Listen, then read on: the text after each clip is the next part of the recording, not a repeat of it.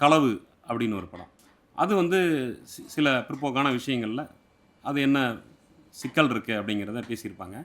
அந்த களவு வந்து அவரு அவருக்கு தெரியலன்னு வந்து அரசியலா வந்து அது ரொம்ப முக்கியமானது. ஏன்னா, ஒரு அரசியலற்ற விமர்சனங்கள் சிலது வரும். இப்போ வந்து ஒரு ஃபர்தா பற்றி ஒரு விமர்சனம் இருந்தது. ஒரு நண்பர் ஒருத்தர் எடுத்த படம் தான். அந்த படத்தில என்னவா இருந்தது அப்டின்னா, ஏன்னா அந்த டைம்ல வந்து நான் மாக்காய்கள் இருந்து குறிப்பா ஒரு புத்தகம் படிச்சுட்டு இருந்தேன். என்னன்னா, ஆணாதிக்க உற்பத்தி முறை அப்டிங்கிறது.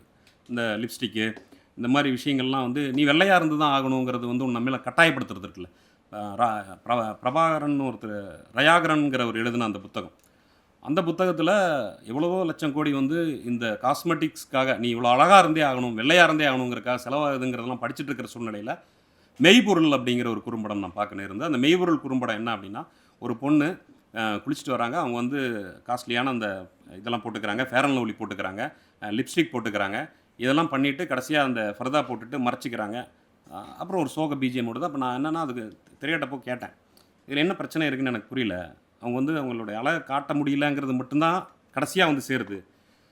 அப்ப காட்டக்கூடாதுங்கிறது இல்லன்னு சொல்லிட்டு நான் சில விஷயங்கள் சொன்னேன். இப்போ வந்து ஒரு கணவனை இழந்த ஏன்னா இந்த சமூகத்தில பெண்கள் குறிப்பா இஸ்லாமிய சமூகத்தில பெண்கள் நெறைய பேர் இன்னுமே வேலைக்கு போறத வந்து நெறைய ஆண்கள் விரும்புறதில்ல. அந்த மாரி ஒரு சூழ்நிலையில கணவனை இழந்தவங்க வேலைக்கு போற சூழ்நிலையில அந்த மாரியான உடை பிரச்சனையா இருக்கு. ஏன்னா உடை வந்து தனக்கான சௌகரியமா இருக்கும்ல. அந்த மாரி ஏதாவது காமிச்சிருந்தா கூட பார்க்குறவங்களுக்கு வேற மாரி ரீச் ஆகும் அப்டின்னேன். அந்த களவுல வந்து இவர் அந்த மாரி ஒரு நியாயமான ஒரு விஷயத்த காட்டியிருப்பார். சரியான விஷயத்த காட்டியிருப்பார். அத வந்து கொச்சைப்படுத்தாம காட்டியிருப்பார்.